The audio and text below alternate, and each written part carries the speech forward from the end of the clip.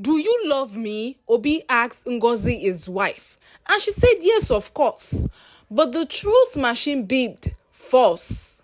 And then he asked again, "What okwe style do you enjoy the most?" And she said, "Missionary now, that is what we do all the time." But the machine still beeped, "false." "Who is the real father of our son?" Obi asked again.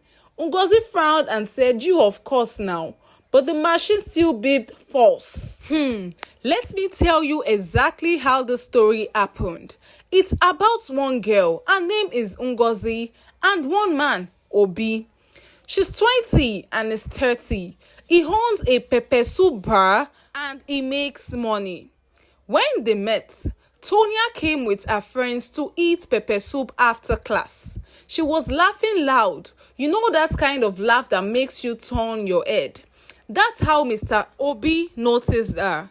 He was behind the counter, supervising barman, greeting customers and doing the big boss smile.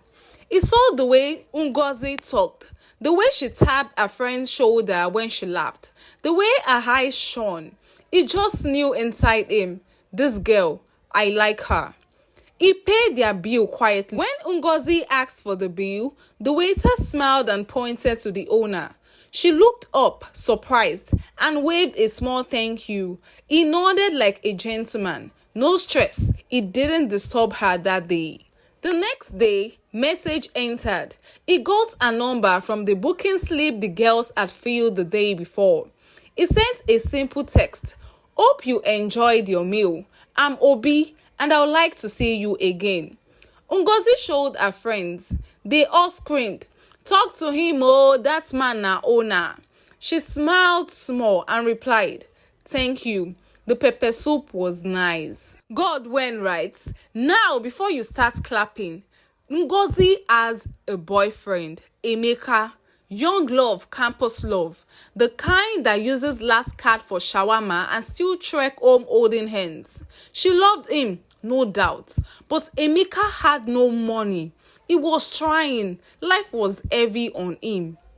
Obi started helping. He wasn't rushing. He would send a driver to drop money for Ngozi in school. He paid for her tuition. He paid for her handouts. He brought her a phone. He gave her mother something every month. He renovated their kitchen. He even fixed the roof that used to leak during the rain. Ngozi's mother started calling him my son. And one evening, Ngozi's mom called her into the sitting room. She spoke softly. "My daughter, we have suffered, and you know that. God has finally remembered us. Obi is a very good man. He is serious. He wants to marry you. Think well. Don't throw away your blessing." Ngozi looked at the floor. She didn't hate Obi. She respected him. He was kind. He smelled of mint and spice. Always neat.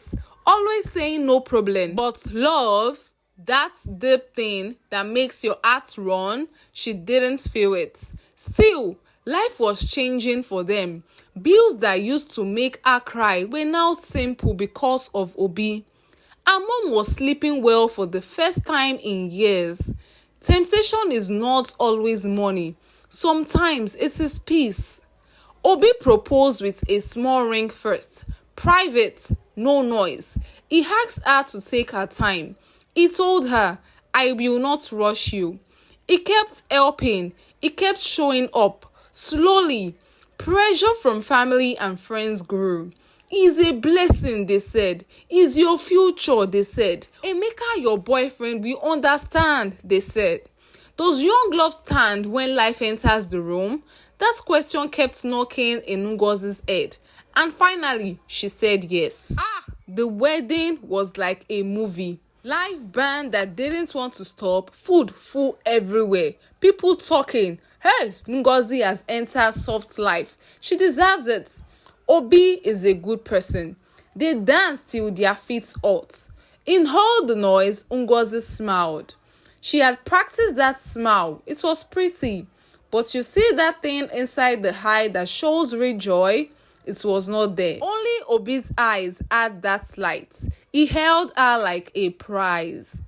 They started living their married life. Obi did not change. He was gentle. He woke up early, went to his bar, came back with suya, small ice cream for her. He would hold her feet while they watched movies. He told her stories of how he started life in a small kiosk. He wanted to build with her. He opened a boutique in her name. He put Amanda on a monthly allowance. He made plans for a better and bigger house. Everything was on track. But if you stood in that house at night, you will feel it. Ngozi was there, but not fully there. She laughed, cooked sometimes, took pictures, posted "my king" with heart emojis, but her heart was quiet like water in a closed bottle. She kept pretending because she didn't want to break the house that was feeding everyone. She told herself, maybe love will grow. Sometimes love grows, sometimes it doesn't. When she got pregnant, Obi was the happiest. He was the happiest man alive. He started telling customers at the bar, "Pray for my wife, oh." He installed a soft rocking chair in their room.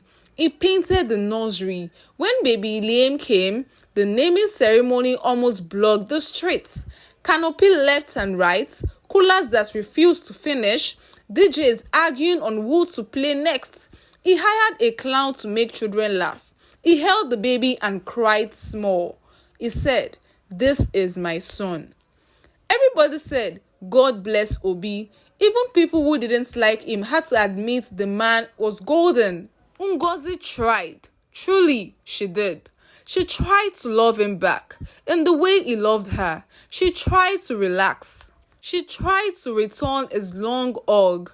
She tried to giggle when he danced offbeat. But forcing the heart is like forcing a locked door. Obi started noticing small things. He noticed how her laughter stopped quickly. He noticed how she turned her face during kisses sometimes. He noticed how her "I love you" sounded like a line from a movie. He stole these things quietly. He didn't accuse. He kept loving. He kept giving. He kept hoping that one day Ngozi would wake up and truly choose him. Then one night, baby Liam started burning with fever. Hot, crying not stop. They rushed to the hospital like mad people. Doctors ran tests. The child needed blood. Obi jumped up, "Take mine." They were ready to do anything. In the lab, after they drew their blood and did quick tests, the doctor came out with a face that didn't know how to talk bad news very well. He said, "I'm sorry, sir and madam. Both of your blood types doesn't match with the child's. We can still get blood from our bank. Please agree to that while we continue to stabilize him." Like joke, like play. That sentence just hung in her. Obi looked at Ngozi. Ngozi looked at the floor. The doctor talked fast about blood bank forms and concepts. Obi signed. He thanked them. He held his son's tiny fingers and prayed. He didn't say anything that night. He drove home with a quiet head. He didn't accuse. He didn't shout. He just kept quiet. Sometimes silence is loud. It was loud that night. Liam got better after some days. They brought him home. Ngozi moved around like an egg. Obi hugged his son and smiled, but the smile was tired. A new thought had entered the house and was walking up and down, touching chairs, touching plates, sleeping between them. One afternoon, when things felt calm again, Ngozi came to the sitting room and sat beside Obi and put her head on his shoulder. She spoke softly. "Honey, I want to go on a small vacation to Maldives. Just to rest. I have been tired." Obi turned to her and smiled. "That's nice. We both need to rest. When do we go?" She swallowed. Just me." He kept quiet. He was very hot. And then he said, "Okay, but on one condition." Ngozi raised her head and she said, "Anything." "You and I will go to a live show tomorrow night. It's a truth or dare show. They invite couples. It's fun.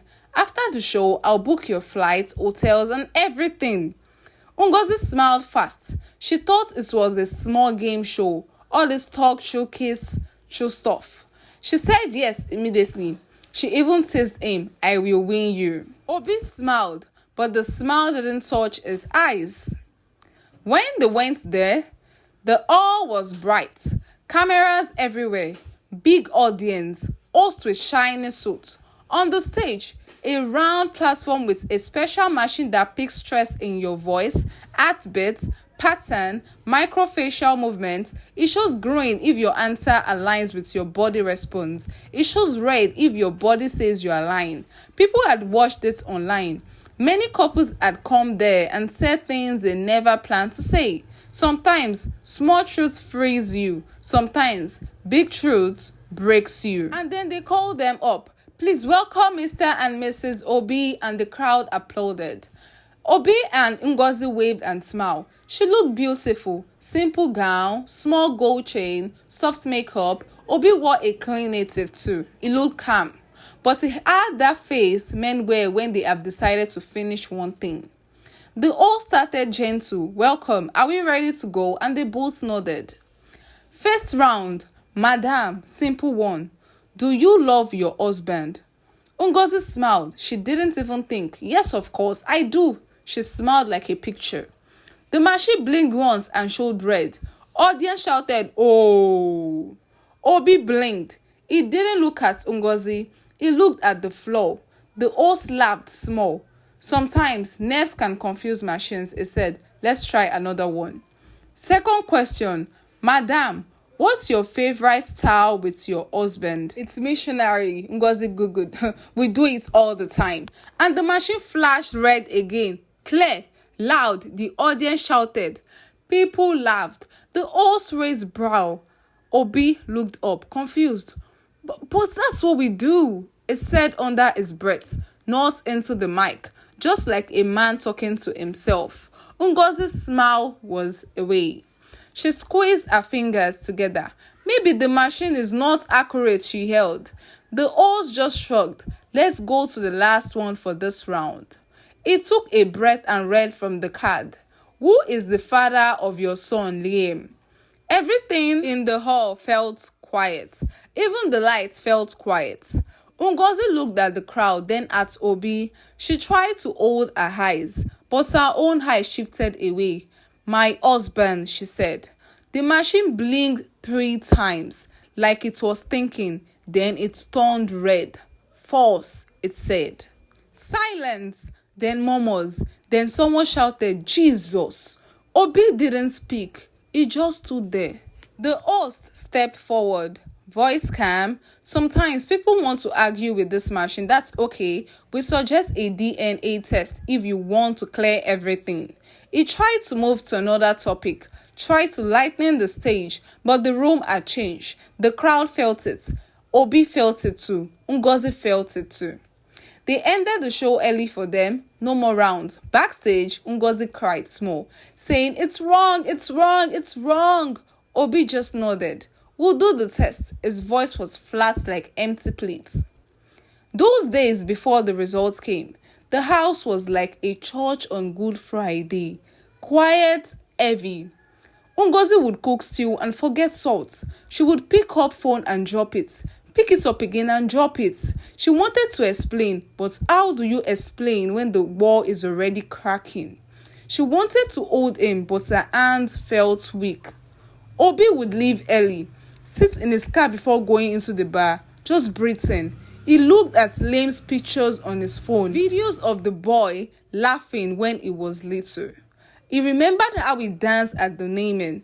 He remembered the taste of the pepper soup on the day he saw Ngozi. He remembered too many things. Memory can be sweet and bitter at the same time.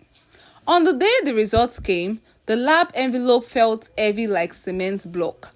He opened it in his car. He read once, twice, a third time, slower. The words didn't change. It was written exactly as probability of paternity 0%. Negative. He sat there for a long time, looking at nothing. Tears didn't come.